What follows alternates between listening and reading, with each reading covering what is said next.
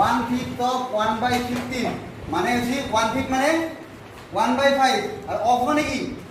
into আর 1/5 so এটা কি মানে 1 into 1 আর 5 into 15 সো 1/75 right এটা আমি শুনে আসব 15 ভাগে 1 পঞ্চমাংশ equal to 1/15 র মানে কি ছিল পূরণ 1 পঞ্চমাংশ মানে কি মানে ছিল কইছুন 1/5 so 1 into 1 are 15 into 5 so 1/7 1/5 of 1/15 so 1/5 of 1/15 অলপ আগতে মই কৈছো 1/5 মানে কি 2/3 মানে কি 1/3 মানে কি 1/4 মানে কি so 1/5 মানে 1/1 কিমান 5 1/5 1/5 of 1/1/5